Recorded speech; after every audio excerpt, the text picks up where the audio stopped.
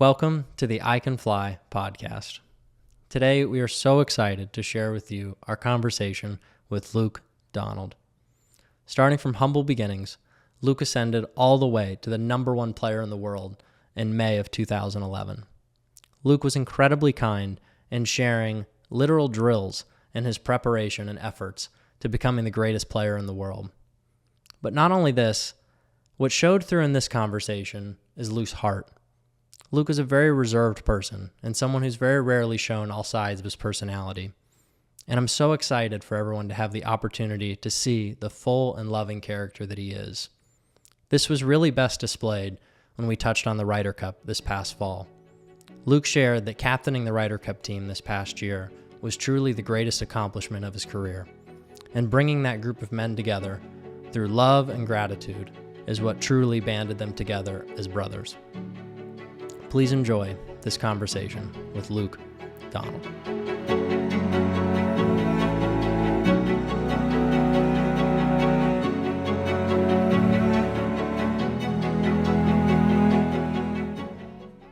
We did.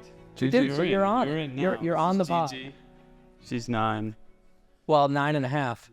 Soon in a couple.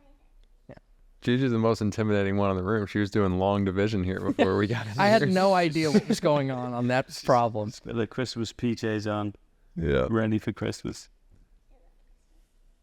Best time of year. Go do your reading, and then you can come say hi later, okay? Deal? Thanks. High five. Nice. Thanks, Gigi. Luke, thanks for having us today. We're Sure. at Luke's house, and this is feels very festive. My wife would be extremely happy right now.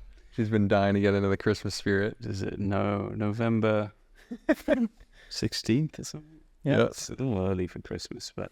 Gigi was watching the Santa tracker, which frankly I didn't know was... Already? Yeah. That exists already? I thought that only came up on like December 15th onwards. So did I. We learned today. I loved it. This is really cool to have you on as a fellow golfer and someone who I've looked up to. I know Jay looked up to for a long time with like your career and your family and the way you treat people, and it's cool to be in your home tonight, and hopefully can learn some cool stories about your life and upbringing and things that you've learned over the ways. And I guess we can start as when you were young. Where'd you grow up, and tell me about your parents? And Wow. Yes. I grew up just outside England, really. Yeah, outside London. I mean, inside of England. Yeah, in England, just outside of London. Yeah, a long time ago now.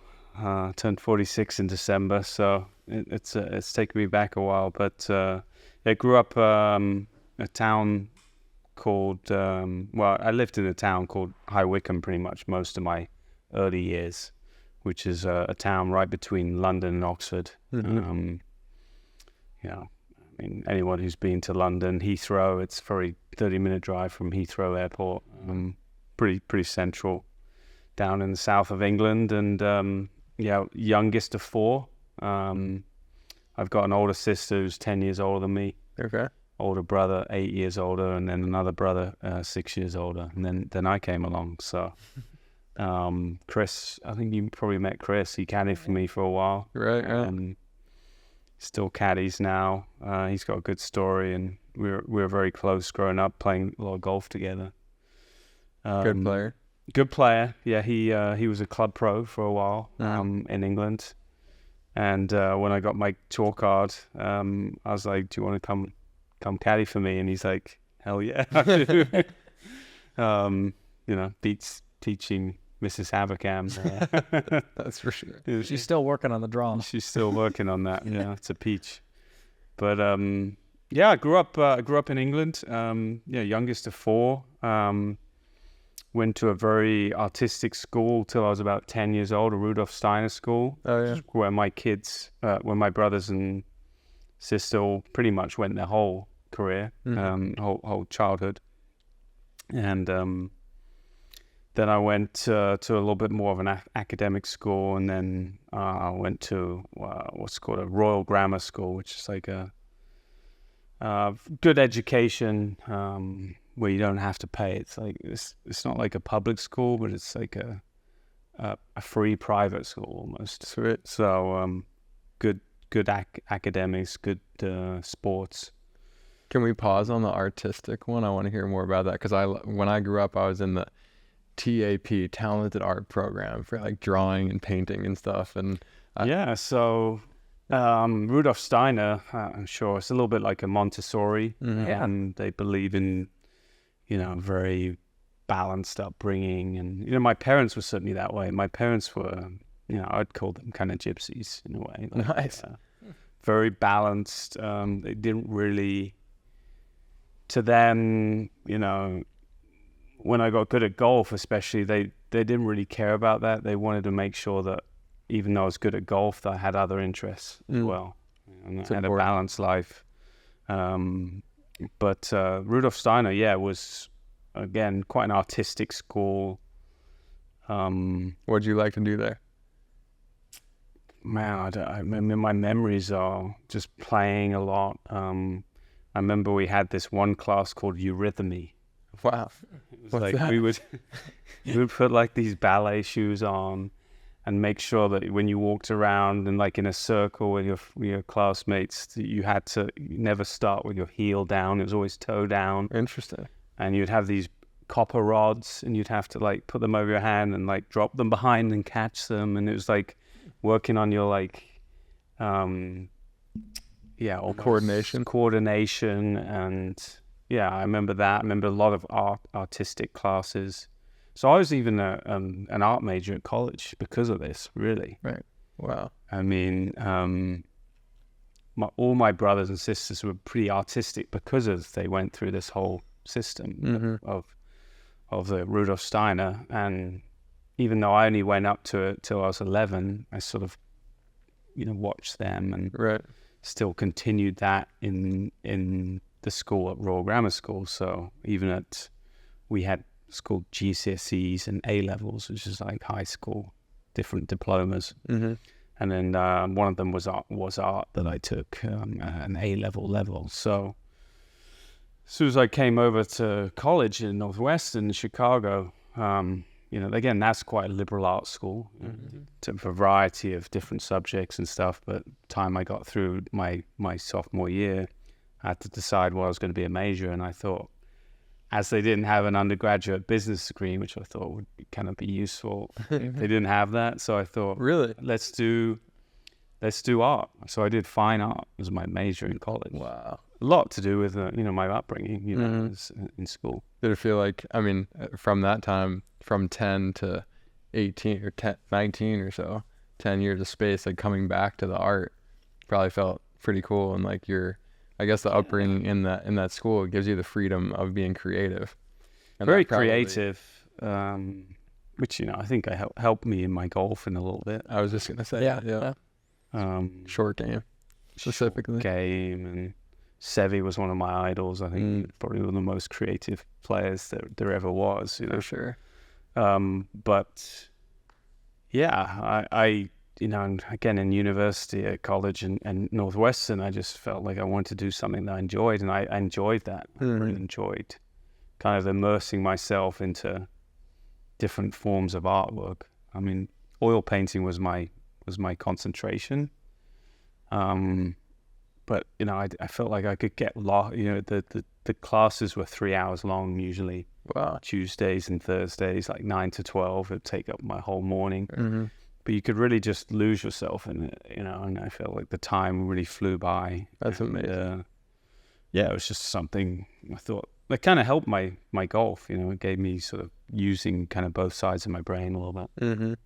And is there like an easel in front of you during the class, or is it just lectures? Yeah, so there's lots of, the art major was a bunch of different things. We did all kinds of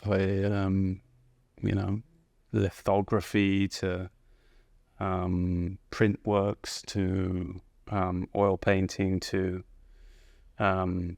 my last ever class at Northwestern was Intro to Sculpture. You know, Nice. so I had one class to graduate my final quarter. What was the sculpture? Intro to Sculpture. I did like this massive like lion. Sick. Again, it was based off golf. That was such a response that you would give. Sick. It was based off golf again, because when I was playing for England, you know, we have the three lions on the shirt. It's like an English thing. Mm-hmm. And even when I played in like the Eisenhower in 1998, which was kind of my sophomore year, we would have these pins that you would swap between countries. So if you were from France, you give a little French one. We had like little lions that we would give. It was like kind of a cool little ceremony between amateur golf in England and when you were playing in Europe. So I did something. The Eisenhower was a tournament that was for the best amateurs from each country. We were represented by GB&I. Okay.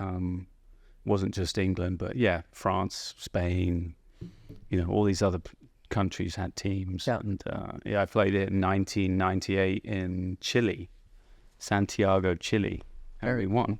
So Wow. Nice. pretty cool. I remember doing it at the Walker Cup. Yeah. Where you like exchange your ties or the pin, Yeah, maybe it pins. even was pins. Yeah. Yeah, I played in two of those in 99 and 2001. Where were they? Nairn in Scotland in 99 and Ocean Forest Yeah. up in Sea Island. Ocean Forest is amazing. Hottest week of my life. No way. It was mid-August. Yep. I don't know if it was extra special hot or I just wasn't used. I mean, I'd been in the US for 3 or 4 years with Northwestern, but I just that week was so hot. Yeah. Mirachi. Where did the name Archie come from? Well,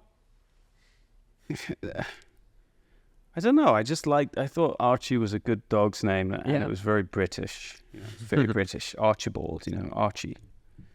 That was my his first middle dog's name name. is Rock, which is a place we go to in the summers in Cornwall. So Archie Rock Donald. Yeah, When- we went through a few different names, but I don't know. When he doesn't listen, do you call him Archibald? I don't know if he knows that one. So we talked about how you got into art, frankly, but nowhere in that do we really get into where golf started in that journey. Yeah. You know? So when did golf first come into play for you? Golf started when I was about 7 years old. Okay. Started very much at a par 3 course, just down the road from where I lived. Had a couple clubs, but really I got very interested in it due to my parents buying like a holiday home timeshare in Spain. So I was in the south of Spain, a place called La Manga Club, which it's quite famous in a way because it's held Q schools for the European Tour. Wow. In the past. So we were just kind of this newish development down there. Spain was a very popular place for British people to go in the summer and get some warmth and get some warm weather and sunshine. And we went down there, my parents bought a timeshare, and we got 3 years of like free golf, free tennis, all these facilities. So, and there was a par 3 course right outside like the villas that we would rent. And I just kind of fell in love with it. I mean, my dad played a little bit growing up.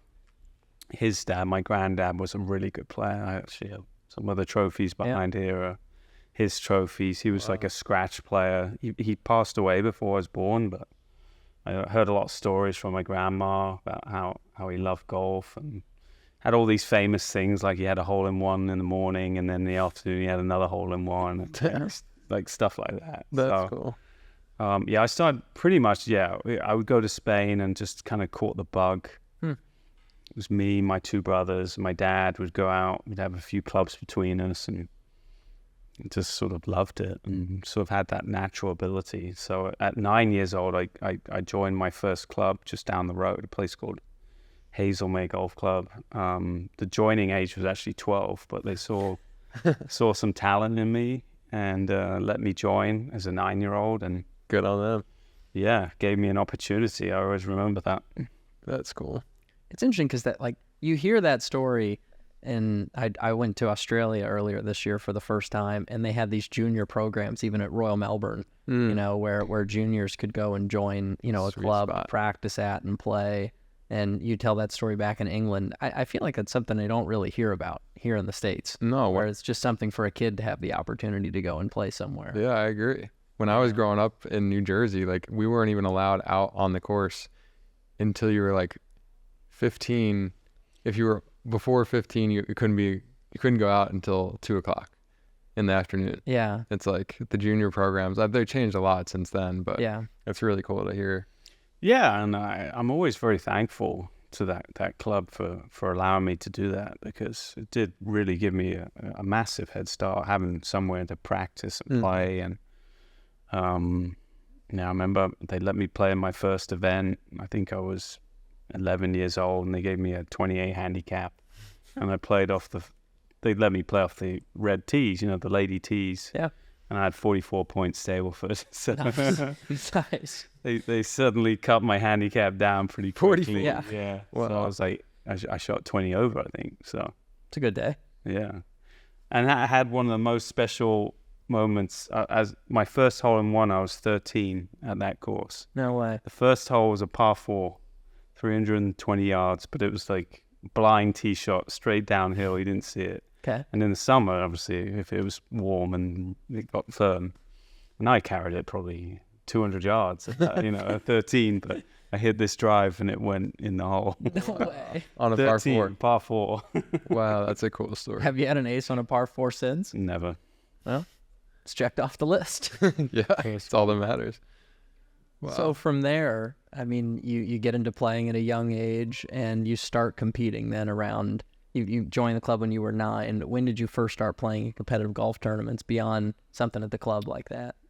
Yeah, so I ended up joining another course, a few miles down the road that was a little bit more established. It was called Beaconsfield Golf Club. It was a Harry Colt design. It was a little longer, a little bit more demanding. I thought it had a little bit better practice facilities and something I could probably elevate my game. I won the club championship at like age 14 or 15, and then another again at 16 or 17. But by the time I got to like 15, I started, we have like county level. So you'd go, before that, to be honest, you play inter club matches. So you'd go travel to a different course near you, and play like match play against other people, juniors. And then, so I did that, and then, it's just getting recognized to play some club events or different tournaments around the area and do well. And, suddenly got picked up by the county to play like under 16s or something. Mm-hmm. I just worked my way up. And then by the time I actually got to 16 or 17, I was playing in the full England squad. Wow. Which sort of meant I was one of the best kind of 12 guys. I got picked up doing England coaching. Yeah. All that kind of stuff. So, it's just a kind of a natural progression, really. I love competing. I'd beg my mum to take me to the course all the time. Yeah. After school, even before school. And the weather in England most of the time isn't that great. Right. I would be there, until it was dark. And, just wear out my clubs, putting green, doing games. I had my brother practice a lot with, which was kind of helpful, but practice with a lot of juniors and other friends.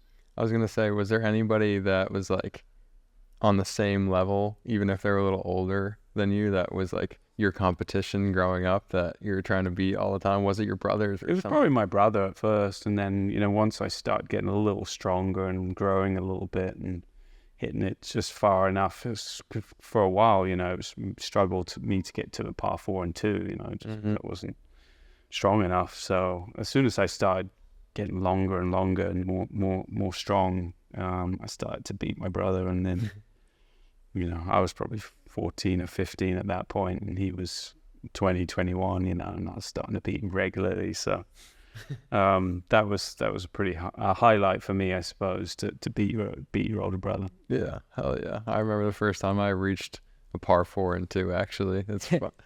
I haven't remembered that since then, and you just brought it up. It's a good memory. It's such a commonality between golfers growing up, and we all have that same story of just every day you're 12, 13, 14 years old. As soon as the sun comes up, as long as you can go until it sets. I mean, there's such that love when you're growing up for the game that just you don't want to leave. No.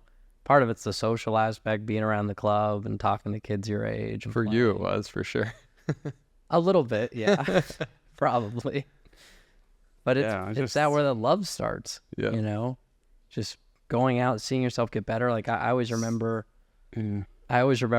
like when I was 12 years old, there was one summer where that was when I first dove into the game and found that this was something I wanted to learn how to compete and play in.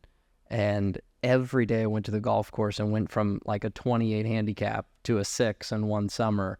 And I'll never forget it, because the better you get in golf, how much you're improving gets so much smaller and smaller. You're trying to save, quarter shots, and it's such a minute, area that you're always trying to improve in. But that summer I'll never forget, because it was just every day. Like I could see my bunker game getting better. Yeah, it's a big improvement. See my putting getting better. It's nothing better though, is it, than just seeing that improvement? I felt that in the last week. Like I haven't hit the ball this good in like a good 5 years, and it's like I feel like a kid again. It's so incredible. What about for you? What was the next step after 15 coming into getting on into college? Like I'm sure you were recruited by a bunch of guys, like coming from overseas. What was that? Yeah, it was a strange process, again, going back to my parents, they wanted me to continue my education. So it was really important for them that I continue to do that. So I had two choices really, to go to university in the UK or potentially look at going to the US, which again, at that point, this was, around 2000, not many guys from the UK had started to go to the US. A few guys had, Paul Casey was the year before me. He'd gone. I think Graham McDowell was around the same as me. But there weren't many kids from overseas really going to the US at that point. So it was sort of talked about a little bit, but I knew that if I was going to improve, I didn't feel like I was good enough to turn pro. I felt like I needed some more time to get better, and for me the US just seemed like a perfect opportunity to do both, because in the UK, if you go to university, there's nothing like what we have over here in terms of college sports. Right. I was just blown away by the first time I came over to Northwestern and saw the facilities. And the facilities are amazing. That's a 55,000 people stadium, and that's quite small compared to some, really, when it comes to college. So I went through a whole process of being recruited by lots of different colleges. I sent out my resume to, it's called College Prospects of America. I sent my resume out to a bunch of colleges and waited for them to kind of contact me. So again, I'd heard of very few of them growing up in England. We were pretty oblivious to what was going on over here in terms of college golf. Stanford, though, I'd heard of. Yeah. They approached me and were interested, so I had talks with them. This guy called Wally Goodwin. I don't know if you remember who he was, but at the time, Tiger, was making all these all this noise about U.S. juniors and U.S. amateurs. And he was still at Stanford at the time, and so I thought, wow, this would be great. Go spend it a year before he graduates and go play with him. But in the end, I didn't get into Stanford. I think it was, from what I heard later down the road, that it was between me and this other kid, a guy called Jimmy Lee, who you've obviously heard of because he went on to great things on the PGA Tour. Jimmy Lee. But they went with Jimmy Lee. Well, right on. Bunch of majors out there. Yeah. And so Wally was a former Northwestern coach. Yeah. Jimmy actually was in my, I got inducted into the Northwestern Hall of Fame, and Jimmy was prominent in my speech, because without Jimmy, Sure. I wouldn't have got to Northwestern. So everything happens for a reason. So Have you contacted him since then? I did see him one time, like a long time ago, and we had a little brief chat and had a laugh. What a name. Yeah, It is a thank you. great name. Wait, so all right, so when you were waiting for these colleges to write you back, was it literally writing you back, like waiting in the mail for it, or an email, or? I think it might have been email just by then. Mhm. Yeah, you got some kind of, or they contacted the organization, and they called me, Mm-hmm. just said, this university is interested, Old Dominion or something. And I'm like, well, where's that? Yeah. I was like, where's that one? Who's that? And then I'd look up, and I'm like, these guys are averaging 76, and this doesn't seem like that good. So, but Stanford, I'd heard of Stanford. Going in England, you've heard of the famous guys like Harvard and Yale and MIT, and because of movies more than anything, Right. and not really because of golf. So. And in the end, so I didn't get into Stanford, and Wally was a former Northwestern coach. So it's like, I feel bad. You should go over, take a visit, go to Northwestern, and see if you like it. So again, I'd never heard of Northwestern. Yeah. I thought it was probably somewhere in the northwest of America, somewhere like Seattle or... Yeah. I had no idea. I had to look up all this stuff, and it was really a leap of faith. So in April of '97, I took my very first trip to the US. I'd never been to the US. I was 19 years old. Alone or dad? Alone. I was alone. I had some conversations with Pat Goss, who'd just become the head coach there. Yeah. And, we were meant to meet at the airport, and I arrived and went through security. And in England, people meet you through security. You don't go outside to the curb and get picked up. Oh, they come in. People come in usually.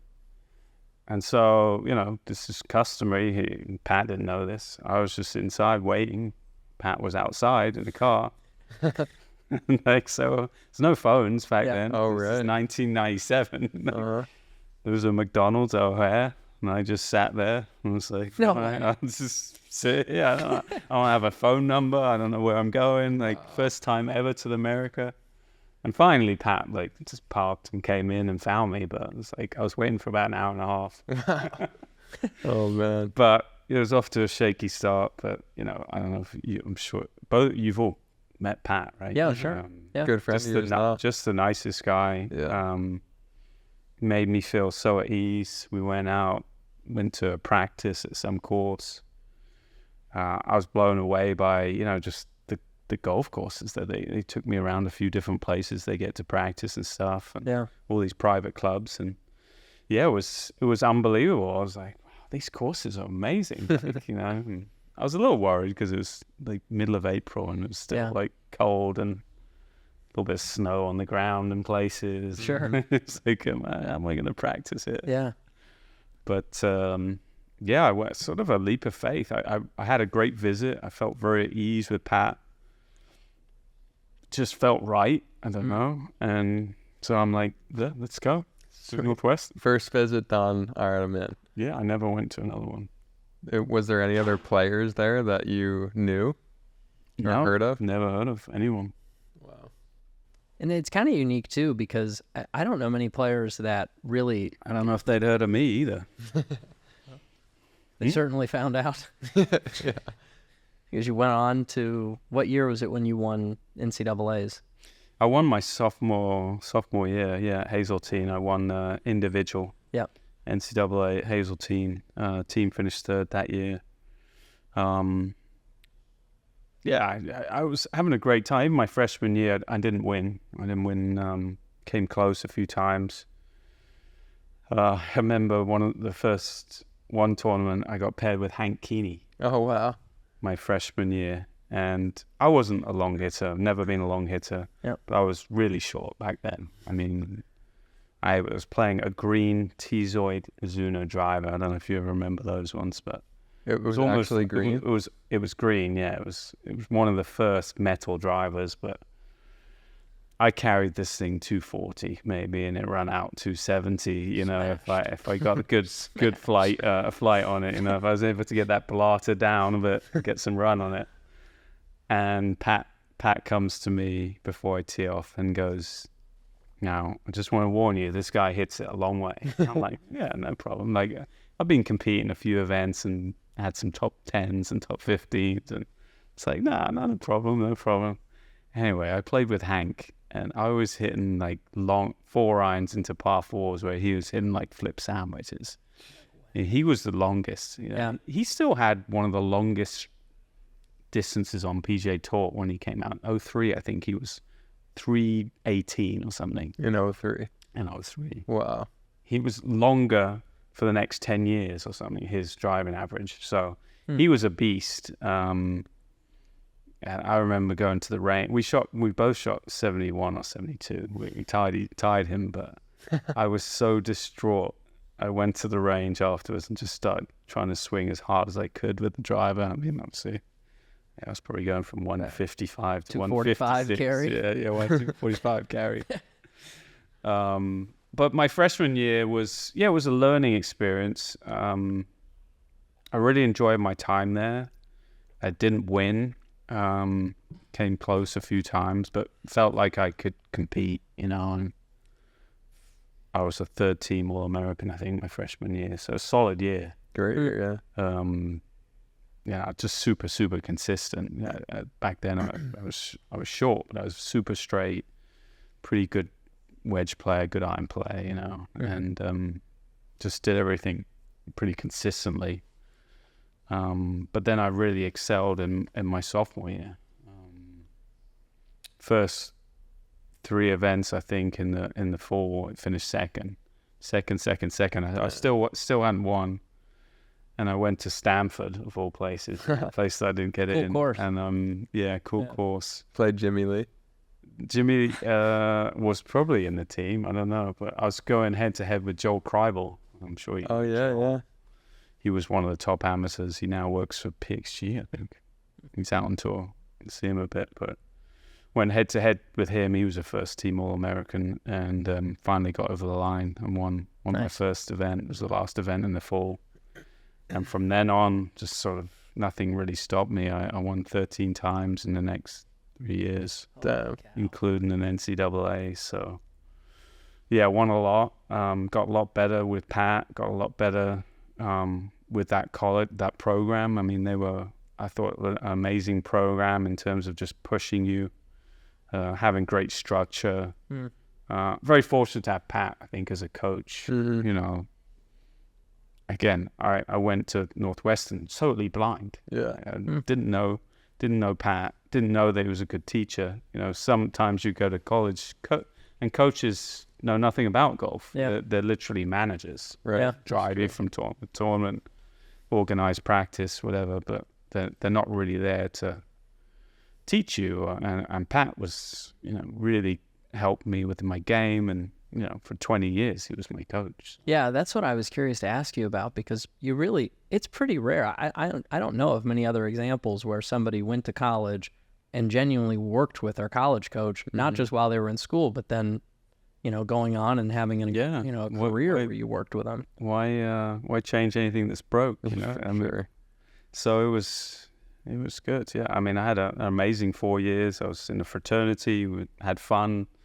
Did golf, did my studies. I sneaked by enough with my art degree, and Northwestern's a tough academic. Yeah. So, you know, you had to really manage your time. You know, you had to learn all these kind of things as a young kid.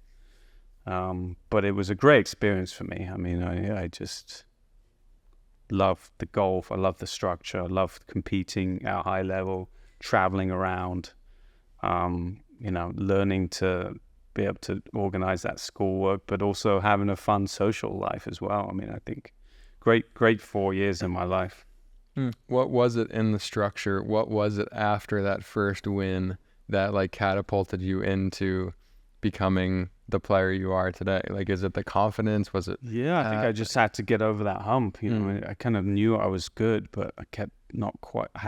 I kept failing a little bit, and I think that the failing is always beneficial. You learn so much from that.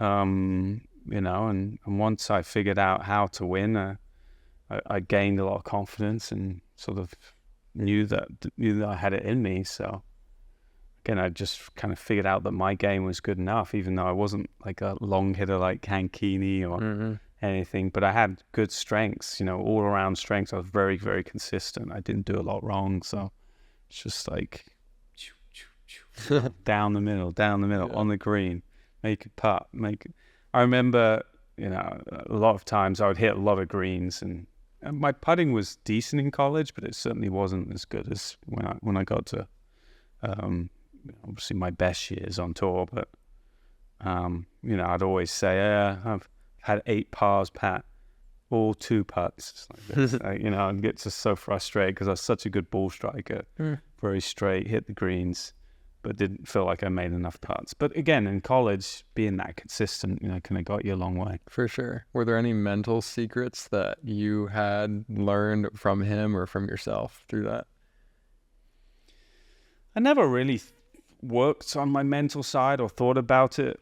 Certainly in college, you know, I've kind of always had the belief that the physical, and a lot of mental coaches would disagree with this, the physical comes before, and you learn so much through that and through good preparation and through good drills, especially when I was at my best as a professional. I did a lot of writing down stuff, seeing that improvement, and that seeing of improvement gave me such a high mentally. What stuff writing now? So I would just make up a lot of drills that would put me under pressure in practice, and then I would try and beat that, and if I didn't, then I had to do it again, you know. So it was like putting myself under pressure, a lot of variability, but also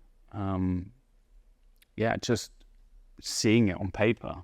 That was helpful to me mentally. What's your favorite, maybe least favorite, hardest drill that you created for yourself?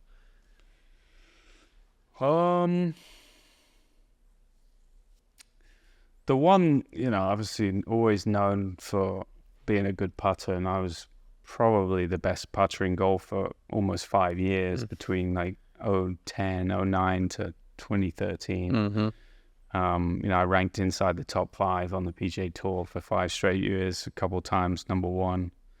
I think it was my ability to hole those putts, those 4 to 8 footers. So I created this 4 to 8 foot drill, 20 putts around 4 different holes, so it's 20 putts in total, all different variety, 4, 5, 6, 7, 8, varied.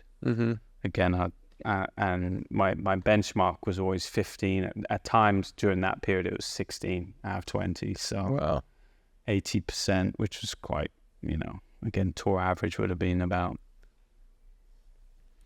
65% maybe. 12, 13. Yeah. So again, I just kept doing it, and if I didn't do it, I'd do it again. And you know, I think that was so good for momentum, you know. Again, it came down to like not 3 putting for a long time, and again, I think those things for momentum and confidence are so important, and certainly was a big factor in a lot of my success. Yeah, so even if you had a long putt in competition, you're like, if I can get this within inside 8 feet, I have an 80% chance of making it. Just felt very good about myself. So break it, like, how would you go down with these balls for the 20 balls between 4 holes? Would you just literally measure out, or like just throw a couple, or would your caddy do No, I'd literally step around a hole randomly between 4, 5, 6, 7, and 8 footer. So, you know, maybe the 8 footer I putt first, then I go to the 6, then I go to the 5, then I go to 4, and then finish with the 7. Every hole was different, but 4 different holes. So every putt was its own putt. You have to read it, go through your routine. Went through my routine. So again, I'm I see a lot of these drills where people are hitting the putts over and over again. Yeah. And they're good for your confidence, but that's not really replicating real life golf. Every shot is its own shot, right? Mm-hmm. So, I tried to create a lot of drills which had variability plus put some pressure on yourself. Definitely. To create a little bit of angst, a little bit of, you can never create that same pressure you are at a tournament, but you can get close. Yeah. What can you walk us through your routine for a putt? Yeah, it's pretty simple. I'd always line it up with I've played a Titleist ball for a long time. I'd put the Titleist on top, kind of facing square to the ball, like perpendicular to the line. Perpendicularly. I've never really used a line. At times I've dabbled with it, but most of the time it's just like the Titleist is on top. I just want something that I can see that's kind of in a good geometry, I suppose, to the hole. I would, obviously do my lining up, sometimes behind, sometimes the other side, looking around from the side. But when I'm get to the ball, I take one practice stroke looking at the hole, and I walk in, take one more look, and then I go. It's quite quick. It's like after that final look, it's you coming back and then just going. There's no time in between of thinking. It's just like. No, it's pretty quick, yeah. Using my eyes a lot. I really a believer in using your eyes, especially for pace. And again, sometimes I felt like if I line up balls, it gets me a little bit out of that. I get too bogged into down here rather than looking at the hole and like feeling like what's between me. Being athletic, like shooting a basketball. Exactly. Yeah.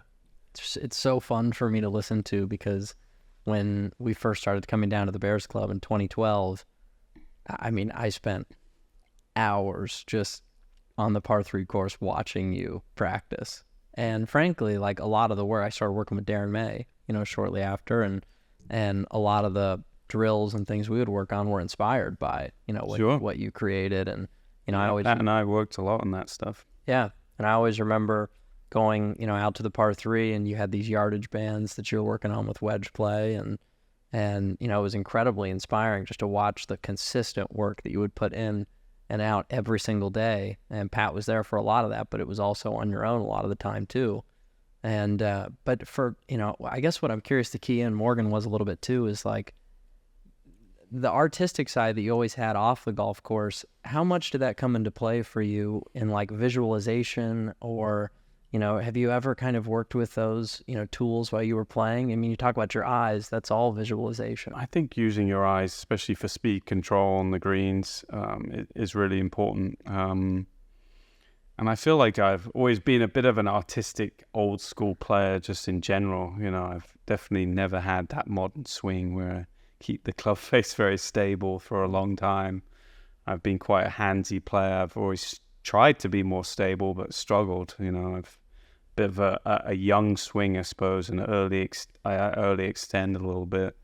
My body stalls out somewhat, and I have to use my hands. But again, I've tried to take some of that out at times, and it's never been easy for me. Again, I feel like I've always goes back to, just having that ability to kind of feel it. And maybe it's taken away some of my wins over the time, because very difficult to keep that timing over and over again under immense pressure. But again, it's served me pretty well as well. So that artistic side has certainly kind of never left my core values of my golf swing, my DNA, I suppose.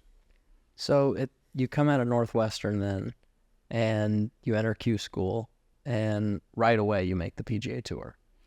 Yeah, we're here in Jupiter, Florida, and that is a big part because of Q school. Yeah. So I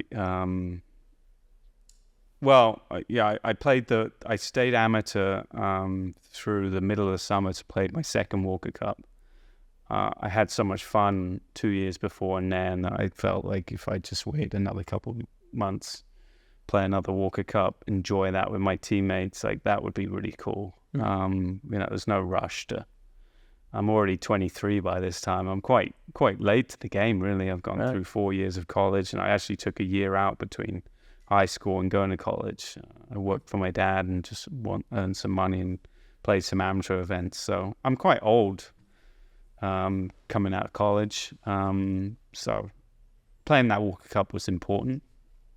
But I was obviously one of the best amateurs in college, so I got 7 starts on the PGA Tour. But I didn't make enough money. But between those starts, I was going through Q School as well. So first stage of Q School, I signed with IMG straight out of college. They were kind of the biggest agent at that time. I just felt like they were global. Me being England, maybe playing some in Europe down the road, playing in America, like that was a great fit for me. And so they signed me up for Q School, first stage in California. I'm not sure why I can't remember why they signed me up in California. I was living in Chicago, so I flew all the way to California. I landed in LA at like 8 p.m. and it was in Lompoc, California, I think. Anyway, again, it was before like Google Maps and all this stuff. And they're like, you just take the 405 up and it's just north of California. Anyway, I kept driving. It was like, exit this and this. I was driving for like an hour with my brother. Get to about 10 p.m. now. I'm like, where is this place? Stopped off at a motel. I'm like, do you know where this is? And he goes, yeah, it's another 2 hours north of it. No way. 3 hours north of LA. Oh, I'm like fuming. We're like, all right, we'll take a nap. We'll spend the night here. Go the next morning, do a practice round. Anyway, I won that stage by 14 shots. What? Yep. So I got through first stage easy enough. I remember that story now. Wow. Dude, So it was worth it in the end. You have some stories, man. And then second stage, people are trying to because they were like, your game's good on hard courses, so you need to go back. This is a great stage. It's always low scoring. It's tough. It was dark horse or not? It's right by Monterey. Oh, yeah. We went there. Is it dark horse or or black? Black horse? Black horse. Yeah, Black horse. So that's my second stage. And I finished second at the second stage, so I'm through to finals. Disappointing. This is easy, piece of cake. And finals is down the road here at PGA National. Right. So I have a good friend that's a big alumni for Northwestern, Eric Gleacher, who's an older guy. Donated a bunch of money. We built an indoor facility because of him. So he lives in Lost Tree. I get to stay with him for the week. And another kid, Jess Daly. I don't think you know Jess, but I don't think so. Jess was a year above me, but good player. And we both made it to third stage. We're both staying at his house. We both make it through. Wow. I remember going through 6 rounds, obviously. There's 25 cards. And I'm 1 shot inside the number, playing the last round. And my brother's caddying for me. And suddenly we're like driving to the course on that last round, and we're like, shit, this is it. Like, it's just I'm going to have a place to play, or I might not have a job, next year. Like, and it was the most stressful round I think I've played in a long time. I ended up making 15 pars and 3 birdies. I got up and down from everywhere. I was hitting it terribly, but just grinding it out, and managed to finish 18th out of 25. I think I made it by 2 shots in the end and got my card. And was on the PGA Tour. 2002 was my first year. Damn. Yeah, that stress of Q School, man, it's. I'm There's so nothing. glad I've only done it once. Yeah. There's nothing like it in sports other than that, like what you just said. Like, I'm either going to have a job or not going to have a job the next year. It's pretty insane to think about. Up until then, it was just like, play and count it up at the end, see how I do. I'm doing well. I'm playing fine. But then that last round, it's just like the realization of what was on the line. It was just pretty immense. Not a bad place to stay at Lost Tree either. No. So, yeah. So that's kind of how I got there, because after I got my tour card, I would come down here for a few weeks out of Chicago to practice. Mm-hmm. And At Lost Tree? well, Eric would let me come down here. I think I was playing here at Bears, I think, most of the time. Sweet. Yeah. Had some contact here, but I was staying at this guy's house, which was really, really nice house, like on the water, the guest house or the tennis court. Amazing. Like, this is the life, like coming down here for a couple of weeks practicing before the tour got started. And yeah, eventually I did well enough that in 06, in 05, I think he was like, you probably need to buy your own place now. Well, so in 06, I bought my first house down here, just down the road. And yeah, kind of, well, full time now for 10 years. But like after getting your tour card and blowing through Q school, like you continued to get better and obviously became. Yeah, it was a struggle though. Like that first year was really difficult, I found.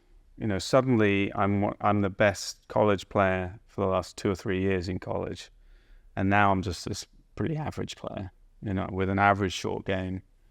And I'm watching all these guys that are so much better than me, and you have to learn so much that first year. It's like you can only get in certain events. You can't control your schedule. Right. You never been to these courses. You don't know anything about them. You have to really learn them. You don't know where to stay. You don't know where to eat. It's all very difficult. You don't know many people. Right. I had my brother to hang out with, which was kind of nice, but it was difficult and a grind, and felt like good weeks I was finishing 35th, and I was like, man, if that's a good week, like how am I gonna compete out here? So it was tough, and I was sort of very consistent, as I said, in my game, and that was good enough to, by the last tournament, I was something like 105th on the FedEx, which was secure. And I went to the Southern Farm Bureau Classic. It was the last event of the year. And I was leading through 3 rounds. I got hot. I don't know. I just happened to get hot. And then the skies opened on Sunday. It rained out. Monday, the skies opened. It was rained out. And they called the event. And I was claiming the winner. So I went from like 105th on FedEx to 57th. I won my first PGA Tour event. Wow. Obviously, I was 2 years exemption. Got the big check, $468,000 it was for first place. You still have it? I still have it somewhere. Yeah. That's cool. Wow, what a story the first year. In 03, it was a bit of a struggle again. I didn't do great. I maybe finished 90th something in the FedEx. I mean, it was okay, but it wasn't, it was hard going. It wasn't easy. And then 04, I just felt like I started to figure it out, started to get to know these places, started to play better. And by the middle of the 04, I think I'd kind of gotten towards the top 50 in the world. And so I wanted to obviously play Ryder Cups. You have to be a member of the European Tour. So I joined, but back then, if you wanted to be a member of the European Tour, you had to play 13 events. Oh, that's right. I remember that. So it was the majors obviously counted, the World Golf Championships counted. So you literally had to be in those. If you wanted to be playing the PGA Tour and the European Tour, you had to be in those, because that was your 8 that was counting on both. And then you'd have to find 5 more, which you could, but it's still not easy. Yeah, it's like another five events. So joined the tour, and then I went over, played Sweden in the summer, and won it by 5 shots in Malmo, and that was my second win as a PGA, as a professional, and I sort of jumped up the world rankings, and like people were starting to talk about me again, and eventually I got a pick for the Ryder Cup that year. Wow. Bernard Langer. It was not a surprise, but it was, certainly it was only 2 picks that year. It was me and Monty. Monty. Wow. And Bernard told me in the end that one of his vice captains had gone over and scouted the course, and it was really a good fit for me. Oakland Hills. He said it was a course you had to be very straight. You had to hit a lot of greens and have good ability on slopey, fast greens, and that was before we had really a lot of statistics to go by. But he studied my game, and he was very diligent. That's why I made a good captain. Yeah. Got me in that first Ryder Cup, and just an amazing experience to be a part of that. Now I come full circle. Yeah. Once you tasted that team play for the first time, you had that experience in the Walker Cups, I'm sure, and it's, every American and every European's dream to play in a Ryder Cup. But actually, like, speaking of Bernhard specifically, though, and I want to get into your Ryder Cup, we're going to get into that conversation later, but you guys kind of approached the game in somewhat of a similar way with how militant you were with your training and your practice. Was he ever kind of an inspiration for you? And maybe a tangent off that question, but in those early years, like, who were those players that were really, was there anybody on tour you really looked up to, or? Well, certainly my two idols were Faldo and Seve growing up. Faldo, just for his sort of dedication. I remember him changing his swing after he'd won a major, and thinking, like, why would you do that? And just amazing work ethic. Seve, just for his short game and his flair and his ability to inspire, I suppose. I remember as a kid at my first club, Hazelmere, I'd put myself in really awkward positions around the green and just try and get up and down, pretending I was Seve. And I think that helped me as a short game player, and my kind of went back to me again as my artistic side, shining through. Bernhard Langer, again, he was a great player, but it certainly wasn't someone that I really watched a lot as a kid. I remember him winning the Masters, but again, that was a little bit before me. He won Masters in maybe 85? Yeah, 85. He won 85, right? My first real memories of the Masters was sort of 87. Jack won 86, 87, Larry Mize, 88 was Sandy Lyle. And then we get into the Europeans a little bit, Faldo, right? So, that's when I'm starting to watch TV on golf. And Langer was a little bit before me. But obviously super impressed with what he did in his career, and super impressed with how he was as a captain. I felt I knew exactly where I stood, the communication, the clarity of everything that he expected from me, where I should be, who I was going to play with. All this stuff was pretty well laid out. He just seemed like he was very prepared. Yeah. It's a nice feeling to have in a leader, I'm sure, as we'll get into, I think, later about your captainship, right?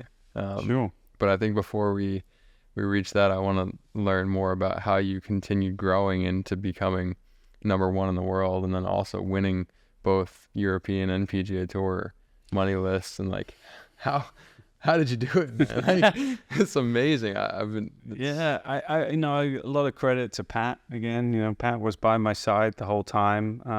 I had some other people that really helped along the way too. I think Pat was really good at making me focus on the process of just continue improvement, not getting dragged into all the side stuff and results and all.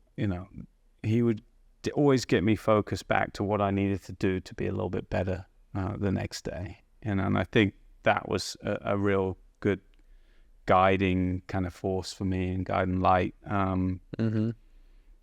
So I never kind of got ahead of myself. I kind of stuck with what I knew worked. But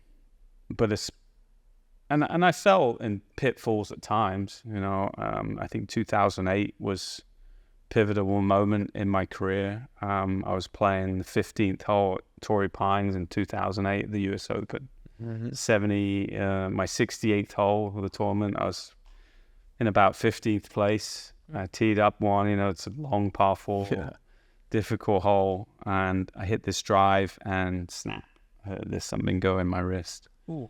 And up until then, I was starting to chase a little bit of distance. I was like, I need to get a little longer to be competitive.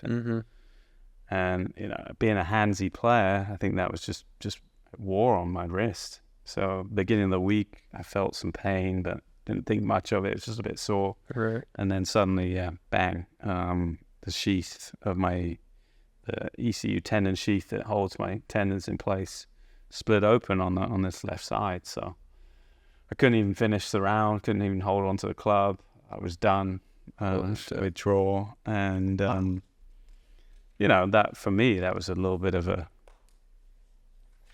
am I going to ever come back? Can I get over this? You always have these thoughts as an athlete. Yeah. You have an injury. It's like, what's the next step for me? So I, went through the process, had to get surgery in the end. I tried to fix it without surgery. In the end, there was just a hole there. I mean, it just had to be sewed up. It wasn't ever going to grow back unless I went in with a surgery. And great surgeon, Dr. Andy Weiland at HSS, really helped me. Worked with a couple other guys, Furyk and some other pros on injuries. And 6 months later, I was back on the course. But the lead up to that 6 months, getting back on the course, I kind of took stock that that wasn't my DNA, trying to hit the ball far. I had to get back to what I was good at, and that was starting from the hole backwards. So obviously 2 months into my surgery, I could start putting. So I just would putt 3-4 hours a day, Then I could hit these 10-yard chips, and then I could hit the 20-yard chips. And I literally worked my way back. That was just the process of the injury. But that was exactly my DNA to figure out, be as good as you can be from inside 4 feet, be as good as you can be from inside 20 yards chipping, be as good as you can be from 100 yards wedge play. And that's how it worked. And that was kind of my philosophy. It's like, I got to concentrate on my strengths.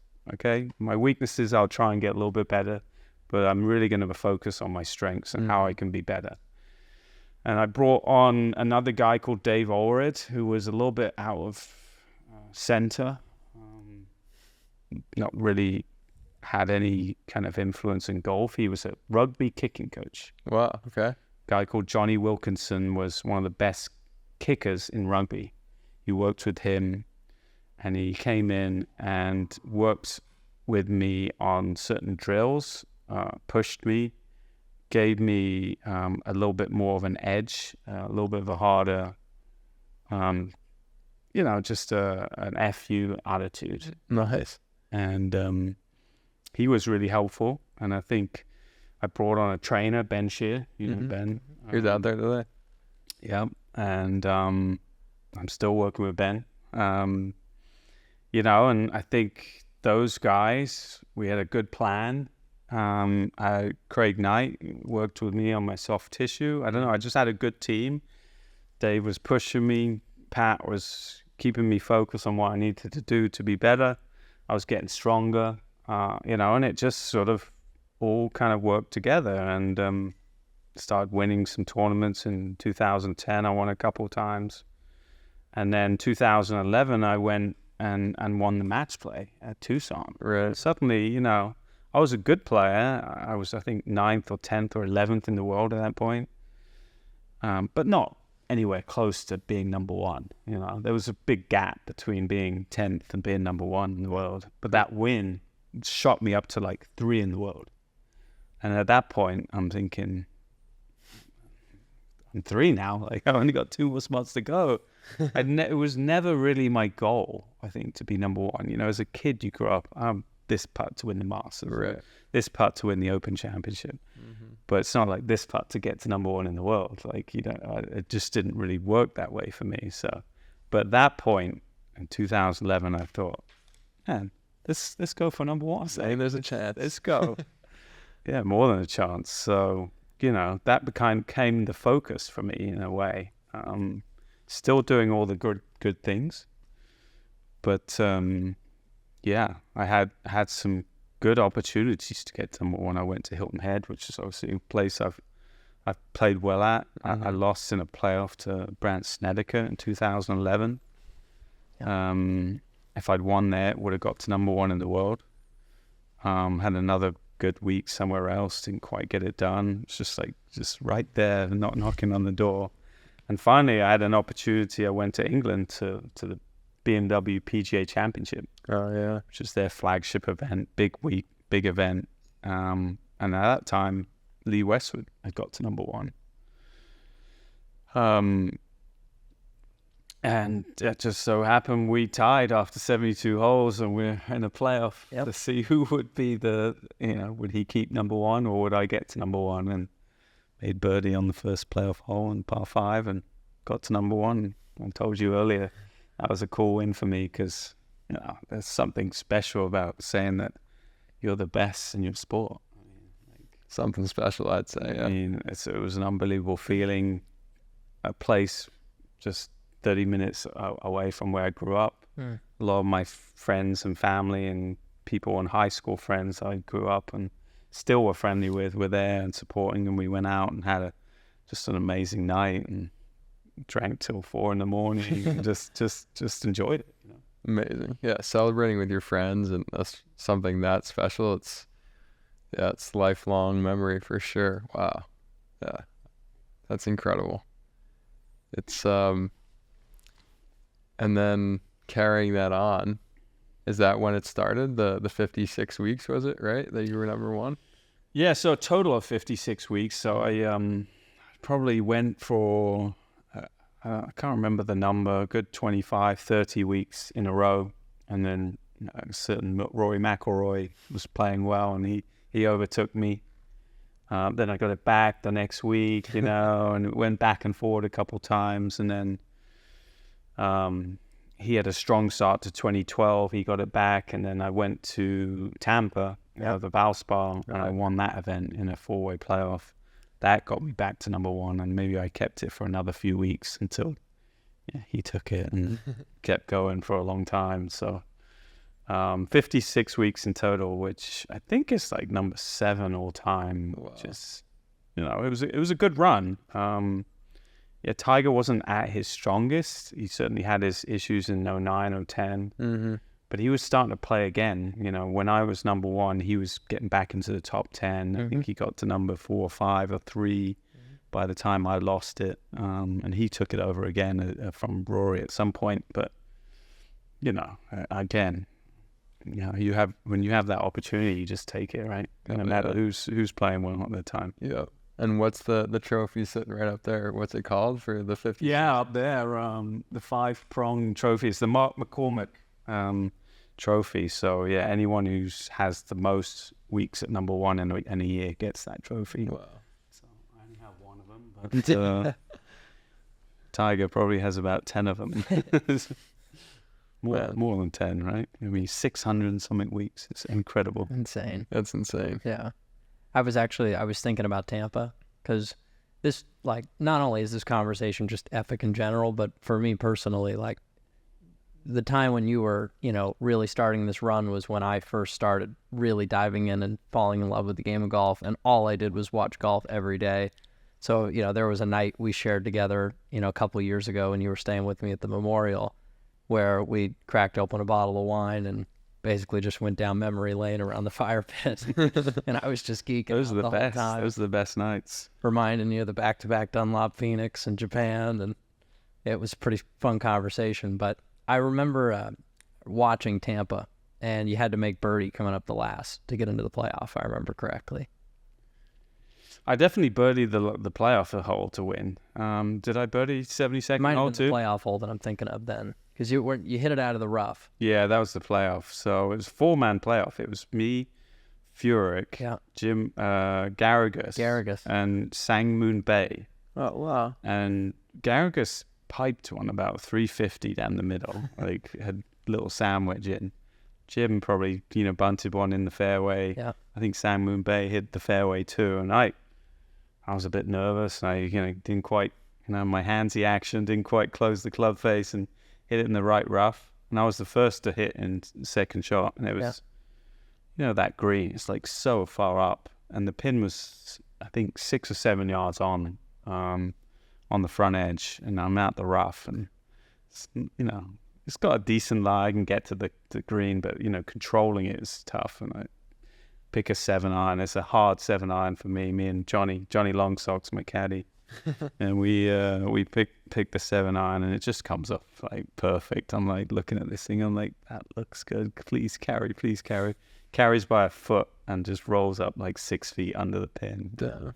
They all make par, and I sneak it in the left edge to win. So my 5th PGA Tour win, my last one on the PGA Tour so far. Camilo's been he's inspiring us, all of us. Oh yeah, that's for sure. What's some advice or things you've learned about pressure coming down the stretch? Like, obviously there's so many things that can happen, so many things that can enter your mind. Is there any advice that you had that can get you through it? Like, obviously I'm coming back into golf selfishly asking you as well, but there's so many, I'm sure, young pros or kids listening to this as well that could benefit. Well, I think the times I've felt the most anxious is when I feel like I haven't been prepared, like I'm not feeling good about my game, and you're not quite sure where the ball is going. Obviously, I think you can get rid of a lot of that anxiety is through good preparation, good practice. So I think it starts with that for me. Making sure I'm doing the right work and the drills, and putting myself under pressure. And then, again, you stand over those putts like that 6-footer to win. Yep. And I've done all those 4 to 8 foot drills so many times. And I make this 9 out of 10 times. And I think that helps. So again, for me, it was always about preparation. You can do some breathing and be positive and all that kind of stuff, and not get too ahead of yourself. Stay in the moment. I think those things are a given, and I think a lot of the top guys always do that stuff. But for me, it always came down to just having that faith in myself that I'd done the preparation. It's funny because Jack pretty much said the same thing. And he was like, being prepared and doing your work will get you there. Like feeling that confidence. Yeah, I've done this before, and it doesn't really matter what it's for right now. It's like, I'm familiar with it and I can do this. Yeah.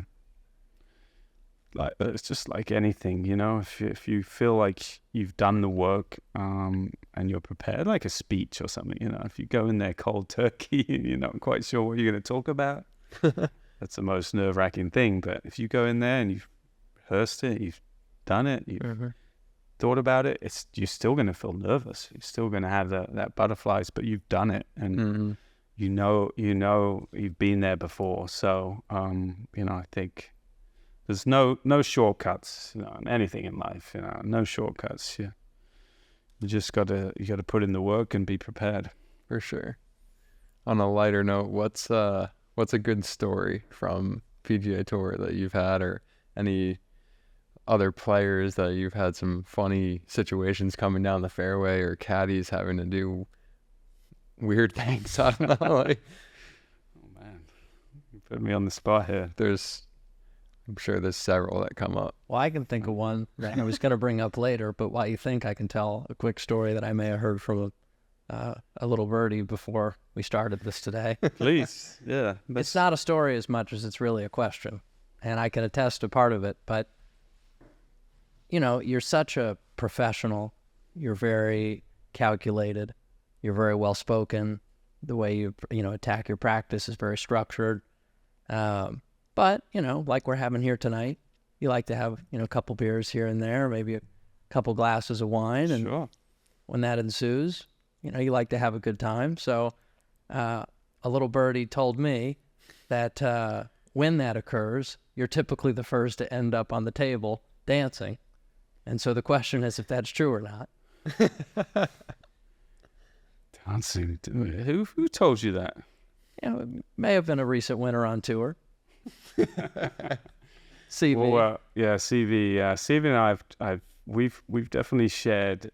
I think golf, like anything, life, but being at the top of golf is it's stressful, right? And sometimes you need those releases. You need those times where you can get away from stuff, and not just be centered on everything, like 100%. So yeah, I probably, to the general public, I'm pretty even keeled the whole time, but that's not really me. I like to have some fun. I like to have some glasses of wine now and again at the right times, and certainly a CV. Yeah, I've Huge drinker. He Huge does partier. He's pretty. He is pretty. Occasionally he'll let loose, but not very often. Bro. But we've spent some holidays together, and over New Year's and stuff, and yeah, the tequila might have been flowing a few times, and you gotta show some moves. Sure. I do have this little thing where I can like get my belly to go like this. So that's my party move. Damn, that's incredible. Ab control. The last time I saw that was in Egypt. Yeah. The belly dancers. I'm probably drinking too much wine now. Right. It's impressive. Well, something had to impress Diane to come along. It's the belly dance. That's true. Yeah. Oh man, that's a perfect transition. Actually, I'd like to talk about Diane and how you met and your family now and your three girls, and like it's so special having a family now. I have a 1-year-old. She turned 1 yesterday, my daughter. And tell me about how you guys met, how you had kids, and how you integrated it. Well, we're going back to booze again. You met as I said, it was my last quarter at Northwestern. I was doing 1 quarter of intro to sculpture. So Tuesday to Thursday, 9 to 12, I was doing sculpture. The rest of the time, I was practicing a bunch, and I was at the bars a lot. My last quarter in college, and I went to this kind of famous bar on the outskirts of Chicago that stay open till 4 a.m. because Evanston was dry for a long time. Mm-hmm. But the bars would shut at midnight, and all the college kids would go down to the outskirts, like 10 minutes away from Chicago, where they could stay open. So nice. This seedy college bar, and Diane was out there with a mutual friend that I knew, and we just started to chat a little bit and kind of hit it off, and we didn't start dating till maybe 6 months later, but kind of just built a relationship and chatted a bunch, and we kind of went out for Halloween and then met up, and I was a cell phone for Halloween. She was J-Lo.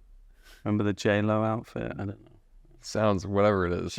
She was a much better outfit than me, but that was sort of the start of our date. November 1st, 2001. Didn't have a tour car, didn't have anything, and she didn't know much about golf, but her mother, Dan's father passed when she was 11, so her mother kind of brought her and her younger sister up pretty much like on her own for most of her life, and a very strong woman and very protective, obviously, of their daughters, and and I met with her maybe in December, before I even went to the final stage of Q school down here, and she's like, what do you do? And I'm like, just graduated. I'm gonna try and be a professional golfer. She's like, well, what else are you going to do? Like, how are you going to make money? Like, what was your major? I was like, what's an art major?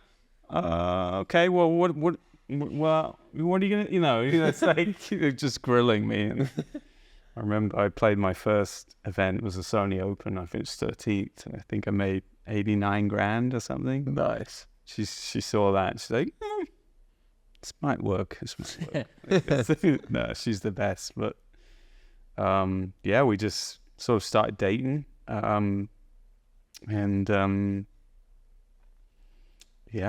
we got married in 2007, and in Greece. Her parents were born in Greece. She's Greek American, and probably beautiful wedding. Antonopoulos is her surname, and did a lot of the whole Greek family gatherings and all that kind of stuff. Greek Easter. It was fun getting to know her family, and we did a big Greek wedding in Santorini, and beautiful. 2010 we had our first child, Ellie.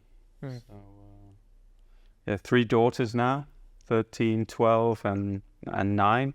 You met Gigi earlier. I don't know if Gigi made it on this podcast. She's on for sure. Gigi's been around In her Christmas pajamas. in her Christmas PJs, and yeah, I mean, I think a lot of my success when I got to number 1 coincided with, you know, a year later after having my first kid. Wow. I think there was definitely a lot of perspective, a lot of gratitude, a lot of understanding that, again, going back to golf is important, but like this is what it's all about. And I think, you know, having that understanding gives you a bit of a grounding, right? For sure. And so, you know, you hit a bad shot, you know, it's okay, you know. Think of my It's daughter's not so bad. smile. You know, it's not so bad. Like there's more important things in life, and you're trying as hard as you can, obviously, but you know, it's not everything. So, you know, definitely having children was a big, I think, proponent for me excelling and getting to number 1 for a couple of years. Amazing. Yeah, great. Gratitude is something that we've had come up a lot on this podcast with the guests, and just it's so important to feel that, and the way that it kind of like transpires into your life, like unknowingly, but it just makes it so much better. And I agree with kids now, like even practicing for me, it's just like doesn't, you know, I'm having fun because when I go home I get to see my daughter smile and call me dada, and like it's so cool. What are your girls into? Do any of them like golf? Yeah, I mean they've had their moments where they come out to the course, but and come to the range, but they don't seem too interested, and I'm fine with that. And I certainly wouldn't pressure them into it. They love hanging out with me and driving on the golf cart, and going to the halfway house and grabbing a cookie, and you know, they're more into just kind of hanging out with me, especially my younger one, and my other 2 older ones are getting too cool now, you know, to do that. But they used to do all that stuff. So they play sports, gymnastics, volleyball, basketball. You know, you try and keep them off their iPads as much as possible, but they're into their school and their friends, and I think that's, you know, pretty healthy way of living down here. You know, waking up and every morning it's pretty sunny most of the time, and just being able to be outside and all that kind of stuff is really a blessing to be here in Florida because of that. You know, I think for sure. You know, obviously lived quite a lot of time in Chicago and lived in England, and you know, I remember as a kid all those grey days and grey evenings. I didn't really think about it too much, but obviously to wake up with the sun, it just makes you feel a bit better, doesn't it? For sure. So, For sure. Any girl dad advice? Girl dad advice. Good question. Yeah, I think just like in anything with parenting, it's just try and be engaged as much as possible. You know, just observe, listen. Definitely, you know, have structure and have boundaries, but let them be themselves. You know, I think that's really, really important too. They're all very different. They all have different characteristics. You know, you don't treat them the same, but you know, I think letting them find their independence is really important. Great advice. Take that to heart. Yeah. Presence has been huge in our family right now. Just like, yeah, that's the hardest thing. You know, I think we're all, well, most of us are, you know, on our phones a lot, and you know, that can get in the way sometimes with that nonsense. So it's true. Putting those away. Hey, Gigi, she's appeared. So to get back into golf a little bit, I think this year has been so exciting to have you with not only the Grayson team, but the Ryder Cup captain. And I'd love to hear your thoughts and feelings and experience on that whole situation. Yeah, well, obviously we've known each other for a long time through Grayson. 7-8 years together with Grayson, but a long time before that, even with RLX and all that kind of stuff. So we go back way go back. But yeah, this year was very special. Obviously, I had the opportunity last year to be captain, and the Ryder Cup for me has always been the pinnacle of some of my experiences in golf. Just because, as much as I feel like I've done quite well individually, the Ryder Cup, being able to share those moments with a teammate, it's a very individual game, golf, and you can be on your own a lot, and it's a grind, and you have to, there's not many times where you're with someone else working. You're out there finding it, digging in the dirt by yourself. Yeah. And there's something nice about that, but there's something you miss being involved with a big team all the time. And the Ryder Cup for me is so special because of that, because of the atmosphere you play in front of, the fans, the energy. You're playing to represent your families. You're playing to represent your teammates. You're playing to represent your country, your flag. And I think all of those things just make the Ryder Cup so special. And obviously had a lot of success. I've played in 4 and been on 4 winning teams. I was about to ask that. I should know it in research before this, but I was going through in my head. I'm like, have you ever lost a Ryder Cup? No. Well, at Whistling Straits, I was a vice captain. We lost pretty hard, but yeah, 6 out of the 7 I've been on winning teams. So that's helped with my enjoyment. Obviously, you go there and you want to win. That's part of it. It's a great rivalry. And I think coming, obviously as a player, playing in foursomes, playing in four balls, not wanting to let your partner down, the atmosphere, the crowd, all that kind of stuff is so fun. And then obviously I got this year the opportunity to be a captain, and it's very different opportunity, very different experience. Suddenly now for me, it was 14 months of trying to figure out how to give my team the best opportunity for success. And it sort of engulfs you, you're thinking about it all the time. And first of all, there was a lot of anxiety and a lot of fear. It's like 45 years old, or I think at the time when I was given the opportunity, I was 44, quite young. Some guys are still playing Ryder Cups at that age. Can I do this? I'm at heart quite shy, introverted person. Now I've got to lead these 12 guys, and I've got to inspire them and talk to them and get to know them and figure out a plan for them to be successful. So it was a little bit daunting at first, but the more I got into it, the more I talked to a lot of people, and I started to glean a lot of information. I'd obviously made a lot of notes even over my Ryder Cups as players, being a player, and it was honestly the most special moment of my career, when we got through that Sunday, and obviously we were victorious against a very strong US team. So you guys had an awesome team. I think it was just because it was such a, as an individual, you win a major or you win a big tournament, it's 1 week, and it's amazing, and it's something you've worked for, but for the Ryder Cup, it's just something I was engulfed in, and it was on my mind for 14 months. Who were some of the people that you went to for advice on how to lead? Yeah, I'm not gonna tell you everyone.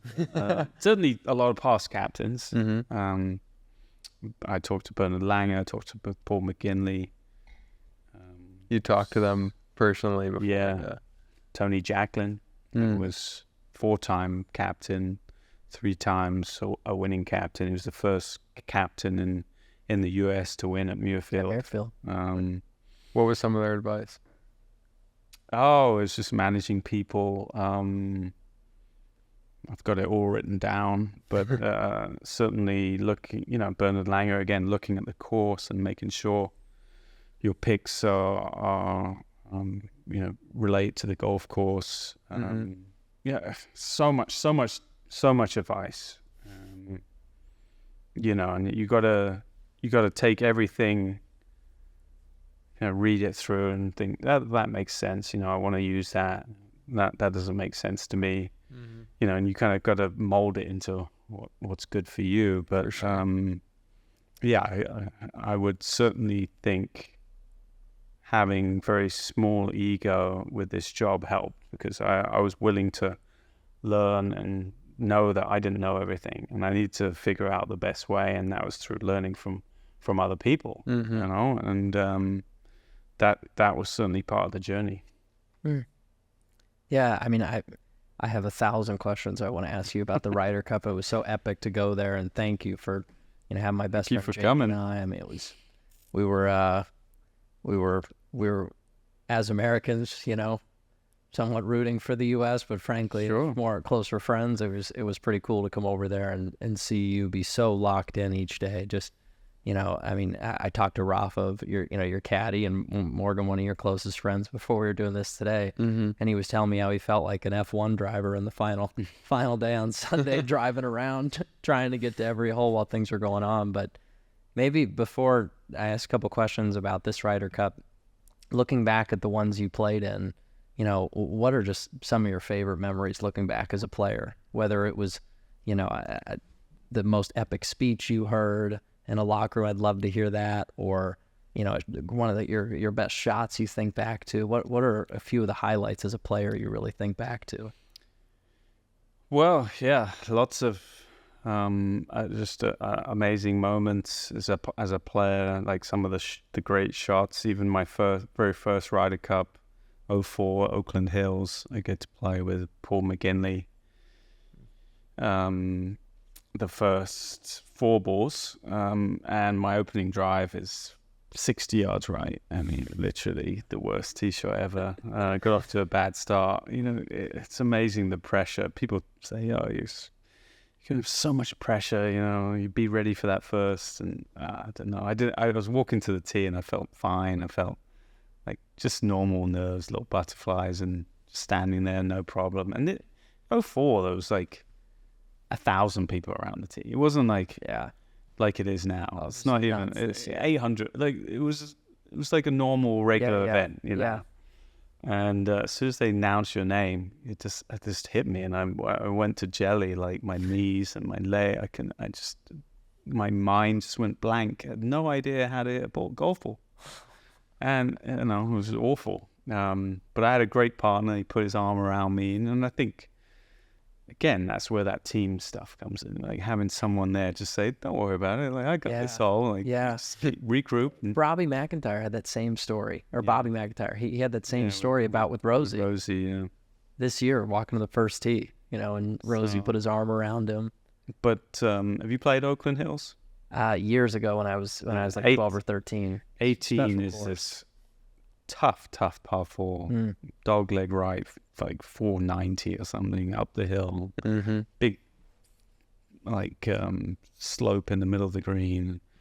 I had 225 or something, second shot. McGinley had hit in the bunker or the rough. He was out the hole. We were all square. I just hit this pure 2-iron. It landed on the front edge, rolled back to about 15 feet. I didn't make the putt, and in the end, Chris Riley, I was playing with Chris Riley and Stuart Sink, and Chris Riley made like an 8-footer to tie the match, but we halved it. It was one of the most special shots I remember as a player. I got 2-iron into the last. I lost my singles to Chad Campbell, but then the next 2006, I got him again in the singles, and I got my own back. So that was impressive. That was important. I missed 2008 with the wrist surgery. Yep. But I would have played that one. 2010 Wales, I had an epic match against Jim Furyk in the singles. Just all of down the middle on the green, make a putt, make a birdie. And he was FedEx Cup champion that year. He won the FedEx Cup. Yep. A little trivia question: who was the most drunk person at the player after party on Sunday? It was Jim Furyk. No way. That's one you don't see coming. No. Who was on the table dancing first? Yeah. LD. LD probably. The belly dance.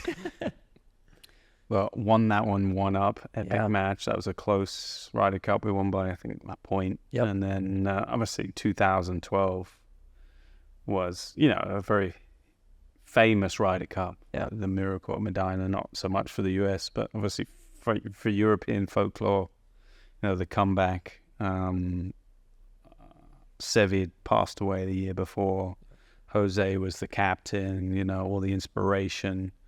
He'd shouted at us after Friday after we were losing. I saw a different side to him. He's so passionate about the Ryder Cup. This year, even he was talking to someone, and I've got some great pictures of Jose. I'll share one day, years to come down the road, where we had this dressing room at Marco Simone. Yep. It was 13 lockers, all the players and Seve. Yep. And it had Seve's shirt from 1995, his last time he played at Oak Hill. Yep. In Rochester, hanging up with a little plaque. And a couple times someone walked by and he had his head down and just sobbing, And this is what the Ryder Cup meant to him, and he said to someone, I can't remember who, but he said, I would give up one of my majors to be able to play in another Ryder Cup. Wow.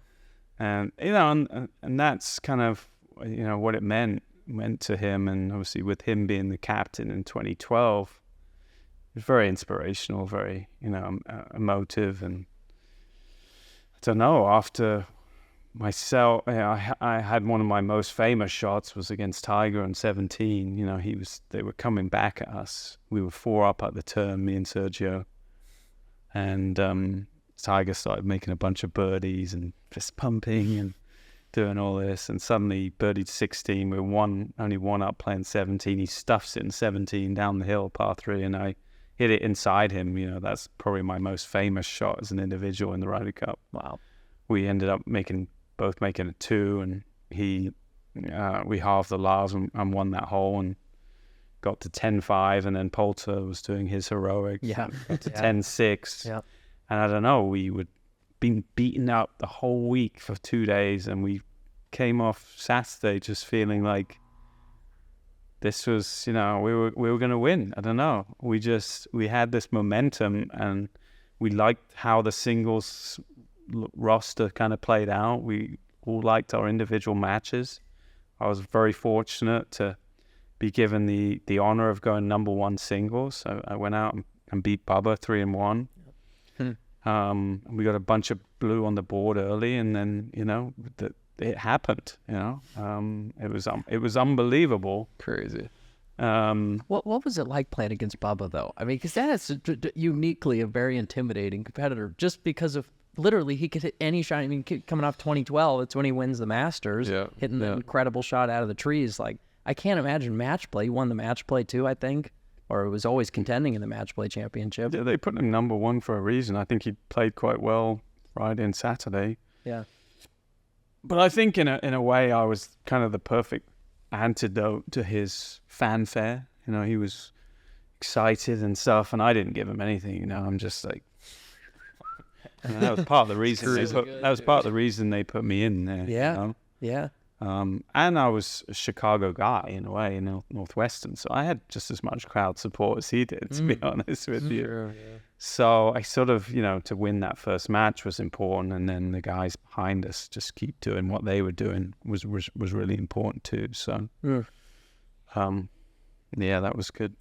So now we fast forward to, this year, and you're captaining the team. And I remember we were together at the Memorial the year prior when things started to go down with Liv coming into play, and Henrik decided to go, and this potentiality started to come together, and just to get to watch you, getting to know you, and the responsibility of taking this on. I mean, how intentional.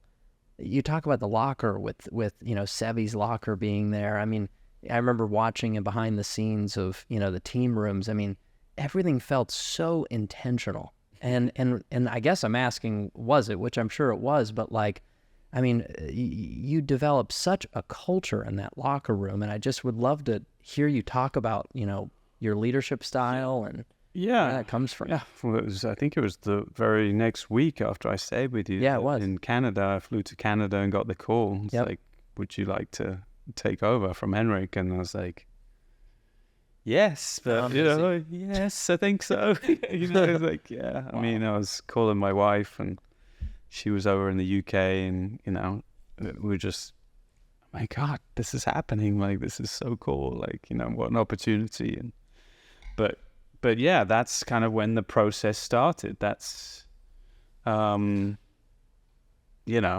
think that's when I started to figure out how I can create the best environment for my team to succeed.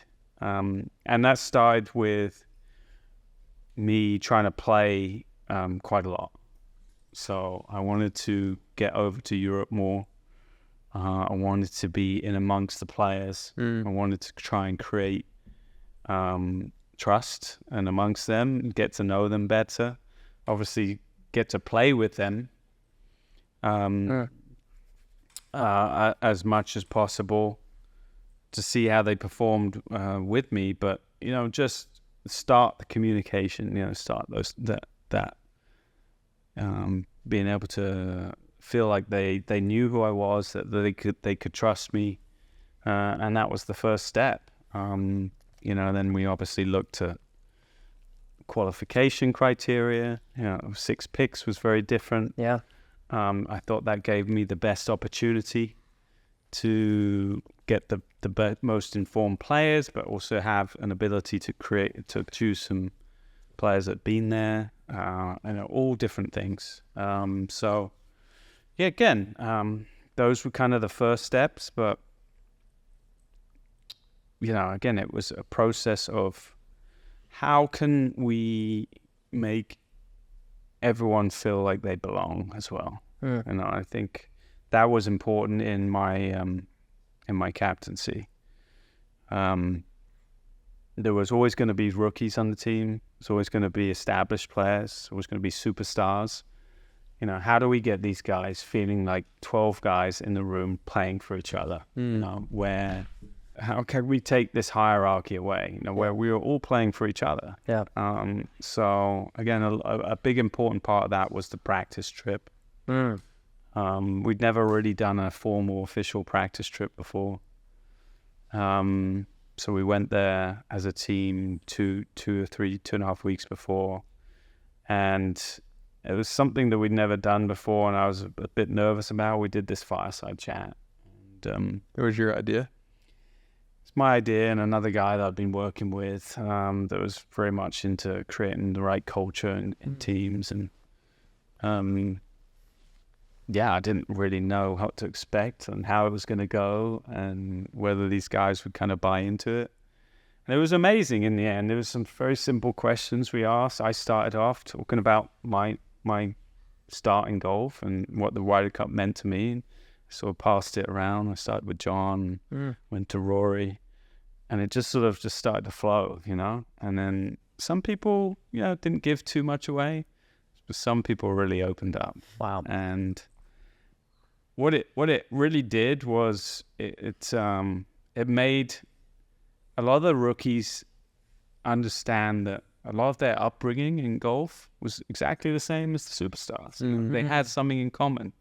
They were playing because of a lot of sacrifice from their parents, because some people were told they weren't good enough and they needed to prove themselves, and it was amazing, like kind of just the emotion and the conversation that kind of went, that happened. And this then that's when the team really started to form. We then went away. Everyone was playing at Wentworth. It felt like everyone was together again. Yep. Obviously, I had an opportunity to pair people together. I was thinking about pairings, who was going to be playing with who. And by the time we got back to the Ryder Cup, usually those first day on Monday or Tuesday, it's like people are trying to find their feet, find where they are. But we were already a team. You're rolling.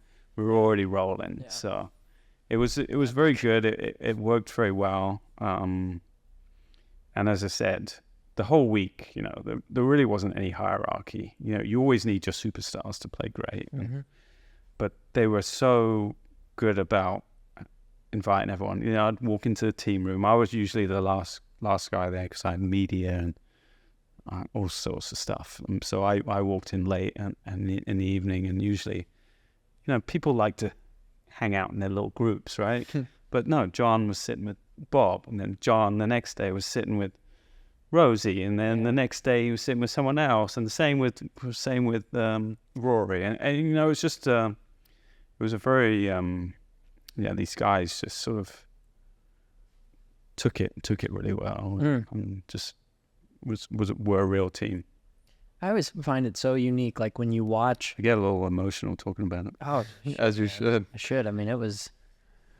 I've never been to a sporting event anything like it. You know, as just a sports fan and obviously a golf lover, but I mean, to get to go to Europe and feel that energy. I mean, I remember CV and I were talking about it. He was in Columbus a few weeks prior, and you know, he was sharing his presence. He really wanted to come. Yeah.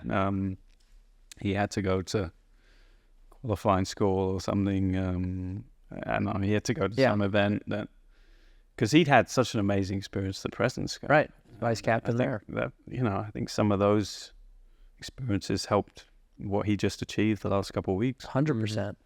But I remember him telling me, he's like, you know, when you walk the golf course, you know, because of the TV screens everywhere, it's, you know, you see every shot. And so you're standing on the 12th fairway and there's nobody even playing in front of you, but everybody's looking back at the screens watching. Wow. And, you know, so-and-so makes a putt, Rory makes a putt, and the crowd goes nuts. I mean, it's just electric the whole time. Jack, you were there in France, you know, too. But, I mean, it just, I always remember, like, one thing I find so unique about watching the European teams is the first tee. The camera goes up to the in 4 balls and foursomes. The camera goes up to them, right? And you got 2 Europeans and the 2 Americans. You go to the Americans, they're standing there shoulder to shoulder. Go to the Europeans, it's arm around one another. Mm-hmm. Again, that I certainly never told them as a captain, put your arm around. Like that's certainly not, that's all organic, you know. And I think that started again, you know, 3 weeks before. You know, everyone sort of got really bought into this whole team aspect. It really is important for them, you know. They biggest thing I wanted was that win or lose, they had the best week, you know, at the end of the week. You know? And we started off the week very strong. We had some motivational videos. You know, I tried to really give them a good vision of what the week would look like, the purpose. You know, I tried to give them some inspirational stuff with the Sevi and stuff. Well, how about Novak? Novak, yeah. There's all kinds of stories, obviously. And I tried to really give them a lot of confidence. This is why I think you're going to win. You get this. I don't see anyone, you know, and obviously a lot of the pairings were already in place, you know, well before that week. You always have to adapt, obviously, sometimes, and you do. But it was a week where a lot of things went to plan, and I didn't have to adapt that much. But you know, obviously, that was a lot because of the preparation that had gone in. What do you think, like, the differences from the American side versus the European side of, like, the camaraderie? Like, is it because of the way that you're raised? Is it because of the way that, like, the Ryder Cup is seen from that perspective? Hard to know. I mean, obviously, I can only talk from my standpoint. You know, for us, you know, we do make a big deal of it, and we try to really enjoy the moments we get to spend with each other that week. I understand, you know, you can't take these are highly classed individual players, and you can't take them out of their routines and stuff. Mm-hmm. But at the same time, they are so willing. They're always looking forward to going back in the evenings and spending that hour, 2 hours together. The videos, you know, the times they get to spend. They obviously, outside of that, they're still doing their practice routines. They're doing their warm downs, their warm ups, you know, individually that they're very good at. But the times away from the golf course, they really embrace. I don't know why. Because they really enjoy it. You know, I've certainly read some stuff that the US do it a little bit differently. You know, they do quick team dinners at the course, and then, you know, a lot of time on their own in their rooms and stuff, and some room service. And I don't know. That's just what I've read. I don't know if that's true or not. But they, you know, I did read something like Brooks said, you know, we just try and make it, you know, in a major, I go out to the course, I do my practice 9 holes, and then I'm back and I'm watching TV and just chilling. You know, that's my major preparation, and that's how I want it to be in the Ryder Cup, to prepare the best. Interesting. But, you know, again, we try to embrace the week a little bit more, just try and make it kind of fun as a group. Yeah. Sounds amazing that way. Oh, it's... You know, rather than just kind of doing the same old, you know, week in, week out. So, again, I think because of that, the guys, you know, again, win or lose, they have a great time because they're just hanging out with these guys that you know, usually competing against week in, week out. But that week, they're buddies, they're companions, they're family, they're, you know, everything. You know, we do a lot of things together, and I think that's kind of cool. I agree. Can you share any of the motivational videos that you showed? Play one on here. Is it like something you can search on YouTube, or no? These will be personal videos that they'll just keep, and that they're theirs. And it was just every player had an individual video. Oh, really? You know, the first night, I asked them to be in their rooms between 5 and 5:30, and their wives like handed them an iPad, I think, with the video, so they could see it on their own, you know, in their room on their own, just enjoy it. It was just, you know, people that were close to them talking about how special they were to them and how much support they had. Oh, wow. Stuff like that. That's amazing. It's so cool. You know, and then they all came back down to the team room, and that's when I got back from the course, and I did my little talk about, you know, setting up the week and stuff. But then at the end, we played a compilation of the videos. Oh, cool. And there was a few tears. So it was a very emotional start to the week, which, you know, again, I didn't want that to happen on Thursday night because I thought that was a little too close to competition. But it was a good, you know, again, I think it just set the tone for why we play the Ryder Cup. We play not just for ourselves, we just play for more than ourselves. We play for each other, we play for our family, we play for our friends, for the people that have supported us the whole way, that have, you know, made it possible that we're here right now, you know. And it's kind of, now it's their opportunity to play great and write their story, but they also have a responsibility to inspire the next generation. So, you know, again, all this messaging is I think important, and it adds to the week of what makes a Ryder Cup just so special. Yeah, and it's, I mean, back to the gratefulness, you know, like seeing those videos, I'm sure they were just like, wow, this is incredible. What a special feeling to have, and then getting in that mindset of just being like full gratitude.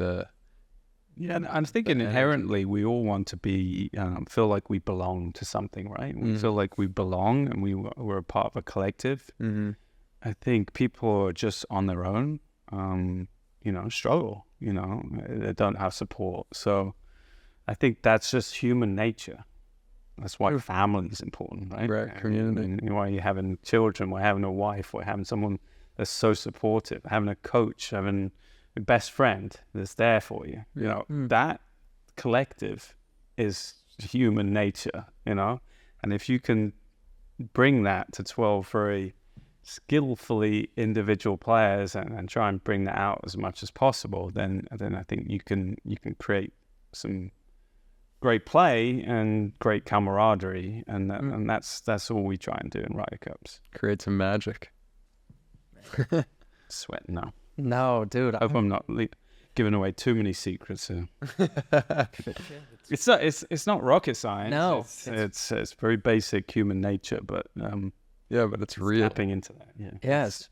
But I mean, just listening to you and, you know, responding to it, it's brotherhood, it's love for one another. I mean, you talk about that fireside chat. I mean, shit, you know, I'd known you for, We've had a few. well, it's honestly where I'm going. I'd known you for 10 years, you know, at the Bears Club, but pretty topically, you know, just seeing you on the practice range and whatnot. You get to find interesting things about people that you never knew. Dude, I think that's cool. You see them every day for 10 years, but you don't really know them that well. No. Suddenly, if you have an opportunity to open up a little bit, yeah, do something special. It took us one night sitting around the fire, a couple bottles of wine, you know, and just, you know, just like that, you know, you open up to one another through vulnerability and being honest. And like you said, you realize you're a whole lot more alike than you are different. Yeah. You know, and it sounds like just the ability that, you know, you led the effort and, you know, bringing a group of men together as individuals. But well, I certainly, you know, helped as the captain, but there was a lot of people around me. You know, we have a great team, and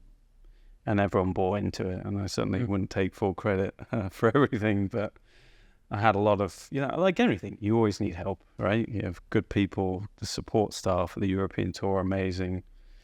You know, there's people that help with the videos and that have inspirational ideas, and people that help me with the culture.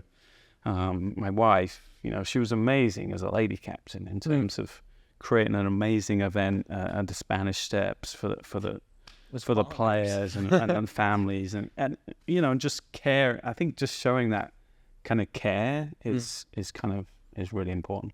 That's huge. I mean, that's why we're doing this right now. Like, to share that we're all in this together. Yeah, like we're all people and part of any leader like is to share that knowledge onwards, right? And share it on and have people to learn. And certainly some of my messaging was, you know, you're playing for your teammates, but you're playing to inspire the next generation as well. So for sure. That's powerful. Yeah. And on that topic too, I mean, you know, your career in itself is so inspiring, and kids like myself looked up to you so much, you know, growing up around the game. And, you know, what would be your, you know, message or inspiration to kids that are thinking about getting into the game of golf? Why should you play golf? Well, I think it's important to be passionate about something. You know, again, we see too many kids on phones and iPads these days, and you're not really learning much. And, you know, I think find something you're passionate about, really enjoy it, get into it, and want to improve at it. I think that was how we all started in the game of golf. Have some support there with you that can push you in those tough times. But tough times are just as important as the good times. You learn so much from the failing. And I think that's why golf is such a humbling game, isn't it? You fail all the time. I mean, you literally fail all the time. And that's why you've got to embrace those cool moments and enjoy those good moments. And I certainly celebrated that Ryder Cup win for a good month afterwards, and still going a little bit. You know, cheers. I'll give you a cheers to that one right now. Cheers, boys. Speaking of... That works. That works. Just right. A little Italian number. Exactly. You know, that wasn't even intended, but maybe it was a little bit subconsciously. Yeah, right. I'm on an Italian kick still. Hello. I'll just tell you this as a spectator. My best friend and I fly in, and we basically didn't sleep. And my best friend Jake and I fly in for 48 hours to Rome. We didn't sleep for 2 days. We just went after it. I mean, what a town to have a Ryder Cup in. We didn't even go out either. We just walked the city. Even some of that was the messaging. It's like, enjoy this history. We're adding to the history of Rome, which is like an immense place. Like how much has gone on in this place, and now you have the opportunity to create your own little piece of history. Yeah. Wow. I mean, where you guys walked down the steps after the opening ceremony, or down that main, I'm blanking on the names of it all, but I mean, it was the Spanish Steps. They didn't close that for 40 years. Oh, no way. They half closed it for a Mission Impossible movie last year, and literally it hadn't been closed for 40 years. Wow. And my wife pulled that one off, so yeah, it was pretty cool. That's insane. just walking through the streets and Goosebumps. yeah, we didn't, obviously it was mostly hotel golf course, but we wanted one night where get to enjoy the city. Mm-hmm. It was important because we don't do that very often. Man, I've had goosebumps for the last 30 minutes sitting here listening to you talk about the Ryder Cup. I mean, it's just, man, I'm so happy and so proud of you. I mean, to hear you talk about this, the emotion in it, like, it's just, man, I'm like, it's really special and really grateful for you sharing your stories and just what an incredible accomplishment. Thanks. Really. Thanks for having me on. Yeah. The speaking of the high moments in careers, our last question that we end each podcast with is based around our title, which is I Can Fly. And we like to know if there's any time in your life where you felt that I could fly. Not too long ago, about 5 weeks ago, standing on that green on 18th, knowing that we just won the Ryder Cup. I mean, everything I'd poured into it, and there's nothing greater than doing something for other people, right? And creating something special like that. So, I was on cloud nine. Just a lot of emotion, obviously a few tears came out, and I don't cry very often on a golf course, but, that was fun.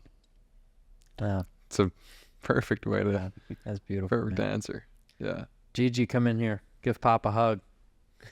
Call it a night. It's bedtime. Gigi, it's past your bedtime. Uh-huh. Thanks, Luke. Yeah, this is great. Okay. Thanks. Thanks, Archie.